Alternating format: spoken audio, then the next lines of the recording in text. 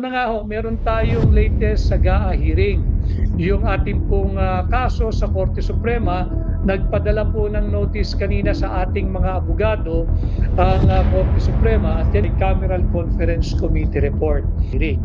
Ito po yung latest, nagbigay po ng notice muli ang Korte Suprema at natanggap po ito kanina ng ating mga abogado. Attorney Vic Rodriguez nagbigay ng panibagong update patungkol sa Bicameral Committee reports at General Appropriation Bill o GAA.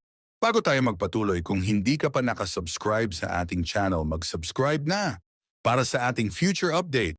Makalipas nga ang ilang buwan simula nang isinampa ni Attorney Vic at Sid Ongab ang kaso laban sa Bicam report na sanay gaganapin na bukas ang oral arguments ng Korte Suprema.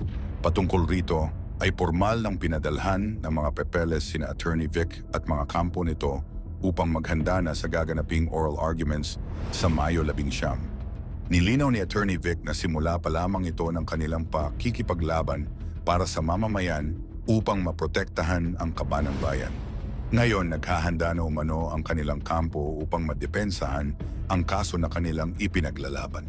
Naninindigan si Attorney Vic Rodriguez sa kanilang nadiskubre sa may mga blanco talaga umano sa Bicam report at dapat hindi rin umano kinuha ang subsidiya ng PhilHealth lalo na't kapakanan ng mga bawat Pilipino ang nakasalalay rito. Ngayon ang tanging hiling lamang ni Attorney Vic na maging mapagmatyag at huminahon ang bawat Filipino dahil gagawin nila ang kanilang makakaya maipaglaban lamang ang kapakanan ng bansa. Ngayon ating pakinggan ang nakakakilabot na pahayag ni Attorney Vic Rodriguez. Tayong latest sa GAA hearing. Yung ating pong kaso sa Korte Suprema, nagpadala po ng notice kanina sa ating mga abogado ang Korte Suprema. At yan nga ho, ay pinapaalalahanan ang magkabilang panig. Tayo, yung mga petitioners sa ating mga abogado at yung respondent, yung gobyerno. Matatandaan ho ninyo, huwag nating kalimutan yung ating 2025 national budget na ating pong kinikwestiyon sa Korte Suprema. Because alam naman ho ninyo na ating ipinakita sa inyo yung mga blankong items sa Bicameral Conference Committee report. 18 items are blank dito po sa Bicam. At yung Bicam ho, mahalaga na mulit-muli nating pinag-uusapan sa kabila nga po yan ng patuloy na pagtaas ng presyo ng mga produktong petrolyo. Hindi pwedeng hindi pag-usapan itong kaso natin na nakabinbin sa Korte Suprema, yung sa patungkol sa unconstitutionality and yung pagiging invalid ng 2025 national budget. Alam mo ninyo, ang kasong ito ay nagmula nung ating ipinakita kasama ang congressman ng 3rd District ng Davao, si Congressman Isidro Sid Ungab. Mabuhay ka, Kong Sid Ungab. Nung ating ipinakita kasama si Pangulong Rodrigo Duterte yung mga blanco sa Bicameral Conference Committee report. 18 items po ang blanco. 18 items ang blanco at ang kahalagahan po ng Bicameral Conference Committee report, ito po yung ulit-ulitin ko nagsisilbing pundasyon o basihan ng ating taunang national budget. Pero yun nga, ating kini-question sapagkat paano ka nakapagpasa ng 6.325 trillion na annual budget for 2025 kung panay blanco yung Bicameral Conference Committee report. Kini-question natin, paano kayo nakapagpasa ng isang 6.325 trillion, hindi po billion, trillion pesos budget?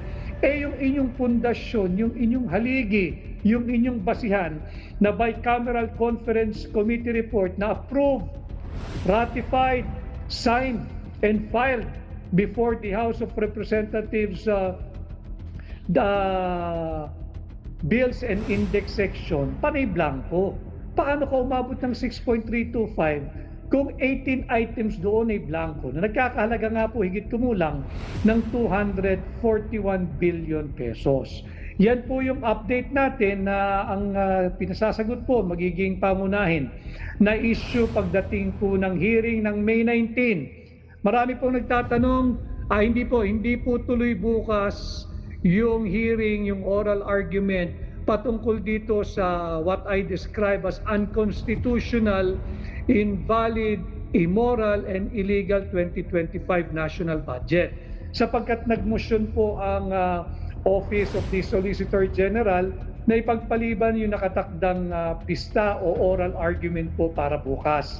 In fact, 3 araw po yan, April 1, 2, and 3, ang una pong itinakda ng Korte Suprema. Subalit dahil po sa mosyon ng Office of the Solicitor General, ipinagpaliban po ng Korte Suprema at ito po ay nausog at gagawin sa May 19, 2025. Ang notice po ay pinaghahanda ang parehang partido, ang petitioners, tayo po yun, sa pangunguna ng ating mga magagaling na abogado, at ganun din po yung respondents. Nakasentro po yung usapin sa dalawang bagay. Was Article 14, Section 5 of the Constitution violated nung hindi po binigyan ng higit na malaking prioridad sa budget ang sektor ng edukasyon. Tatandaan ninyo, ang ating pong contention, higit na malaki ang binigay na funding o allocation o pondo sa public works kung iahambing mo sa pondong inilaan o ibinigay sa education sector. Mahigit 1 trillion po yung ibinigay kabuuan sa public works sector. Samantalang sa education sector, 900 plus billion lamang.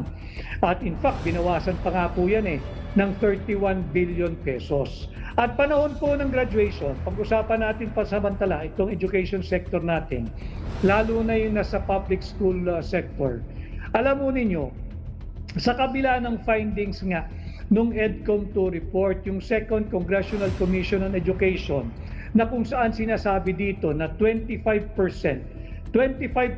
ng kabataang Pilipino na may edad 3 hanggang 4 na taong gulang ay malnourished, mga gutom, kulang sa nutrisyon. At bukod dyan, halos lahat po ng mga grade 4 students na naka-enroll sa public education system, halos lahat ng grade 4 ay hindi daw po dapat grade 4, dapat ay grade 1 lamang.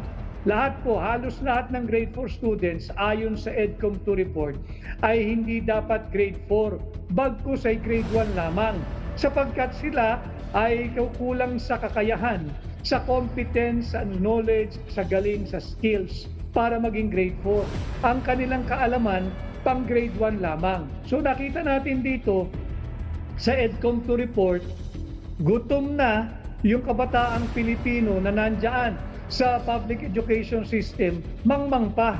And yet, binawasan pa ng 31 billion pesos ang education sector ngayong taong 2025 ng administrasyon ni Bongbong Marcos. Kaya po natin hinatid ang usaping itong unconstitutional 2025 national budget sa Korte Suprema. At bukod po dyan, ay gusto ring malaman ng Korte Suprema, i-argue po ng magkabilang panig kami sa petitioners kung bakit dapat ideklarang invalid at unconstitutional itong 2025 budget, sapagkat nga po hindi tayo pwedeng makapagpasa ng ating taunang budget base sa blankong bicameral conference committee report na ito po'y final, approved, ratified, and signed by the members of the bicameral conference committee. Pinakita po namin sa inyo yung ratified, approved, and signed bicameral conference committee report na kung saan ipinakita natin 18 items ay blanco na nagkakahalaga ng higit kumulang ay 241 billion pesos. Mahalagang pinag-uusapan natin dahil ang dami pong nagtatanong sa akin kahit saan po ako magpunta ng panig ng Pilipinas, pahagit ng aking pangangampanya bilang senador ninyo. Number 56 po sa balota, Attorney Vic Rodriguez, tinatanong tayo ng update. Ano na ba ang latest diyan sa GAA hearing? Ito po yung latest. Nagbigay po ng notice muli ang Korte Suprema at natanggap po ito kanina ng ating mga abogado, pinaghahanda para sa May 19, 2025 hearing, gaganapin po ng alas 10 ng umaga. At nandun din po sa pinag-uutos ng Korte Suprema ang pagdalo nung kinatawan sa Marikina, si Congresswoman Kimbo, ganun din po si on the part of the Senate, yung chairman po ng Finance Committee at contingent po ng Senado. Pagdating sa Bicameral Conference Committee, si Senator Grace po, pinag-a-attend din po, ang kanyang presensya ay compelled. At ganun din o, yung una na nilang binubuntunan ng sisi, yung mga manggagawa, yung matitino at tapat na manggagawa ng Kongreso dyan sa mababang kapulungan at sa Senado, yung tinatawag nating miyembro ng Technical Working Group ng Bicameral Conference Committee, pareho sa Senado at sa House of Representatives ay mariing pinapaalalahanan ng Korte Suprema na dumalo at maging present sa gagawing pagdinig sa May 19, 2025 simula alas 10 ng umaga. At may nagtatanong po sa update doon sa habeas corpus. Nag-aantay din po tayo ng update, hindi po natin kaso yan, bagamat yan po ay mahalaga sapagkat ito may kinalaman doon sa issue ng legality or illegality of the arrest made on the person of Rodrigo Roa Duterte, our beloved former president, or mas kilala sa tawag ng higit na nakararaming Pilipino na Tatay Digong. So yun po yung update natin, latest sa GAA, at alam ho ninyo, patuloy ang pagtaas ng mga presyo ng pangunahing bilihin, nandyan yung pagtaas ng presyo ng produktong petrolyo at napapag-usapan natin ang ating taunang budget. Alam mo ninyo, bilang senador ninyo, aking babantayan taon-taon itong paglimbag ng ating taunang budget. Dapat po kasi atupagin natin kung paano malabanan yung inflation. Simulan natin sa taunang budget. We cannot fight inflation when the government is spending more than what it is actually earning. We cannot spend more than what we earn. Yan po dapat ang fundamental sa budget, projection, planning, preparation, and utilization. Hindi po tayo pwedeng gagastos ng higit sa ating kinikita. Para malabanan ang inflation, patulit-ulit kong sinasabi, dapat meron tayong kusang loob na pagtitipid. Yung tinatawag nating tigil na natin yung pakikialam ng national government sa hindi naman nila core functions. Kagaya ng pamumudmod ng AKAP, pamumudmod ng AYIX, pamumudmod ng TUPAD at kung ano-ano pang ayuda. Hindi po trabaho ng national government yan. Hindi po trabaho ng mga mambabatas yan, senador man o kongresista. Meron na po tayong isang ahensya o departamentong nakalaan para dyan yung Department of Social Welfare and Development. Hayaan natin ang mga kawani ng DSWD. Hayaan natin ang DSWD mag-program at magsagawa ng totoong ayuda. Hindi natin pwedeng ibigay ito sa kamay ng mga politiko, senador at mambabatas. Hindi po pwede. Ang mangyayari po rito, mamumulitika lamang ang mga ito at hindi tunay na ayuda sapagkat hindi naman po katulad nung tinatawag nating 4Ps o yung conditional cash transfer. Yung conditional cash transfer na palangkas na po natin sa aking diretsa ang pakikipag-ugnayan sa inyo noong nakaraan, na yung conditional cash transfer, may conditions po yun na kinakailangan yung mga anak po ay mapanatili sa eskwelahan at binibigyan ng tamang bakuna, nutrition at check-up sa mga health centers o ospital ng gobyerno. Ganon din po yung mga magulang, lalo pa yung mga ina. Ibang-iba po ito sa AYIX, ibang-iba po ito sa AKAP, na wala pong katapusan ang pagbibigay at wala pong basihan kung sinong dapat tumanggap. Basta tao ka, nung senador o kongresista, pwede ka maging recipient ng AKAP or ng AYIX. Hindi po ito yung dapat na tinatrabaho ng mga senador at mambabatas. Alam mo ninyo, ang trabaho ng mga mambabatas ay malangkas at gumawa ng mga batas na higit na makatutulong sa kabuhayan nating mga Pilipino. hindi magbigay ng ayuda katulad ng AKAP at AYIX. So yan po kinakailangan meron tayong fiscal discipline. Kailangan meron tayong fiscal discipline, meron tayong austerity, meron tayong belt tightening. Kung tayo pong mga ordinaryong Pilipino at ordinaryong manggagawa ay palagi ang pinapaalalahanan ng ating gobyerno na magtipid at maging masinop sa ating pananalapi at kung anuman ang ating kakarampot na kinikita, mas marapat siguro yung leadership by example. Simulan ito ng gobyerno pagdating sa budget projection, budget programming, budget planning at budget execution. Ulitin ko, the government should not spend more than what it earns. Dapat ito magsagawa ng isang fiscal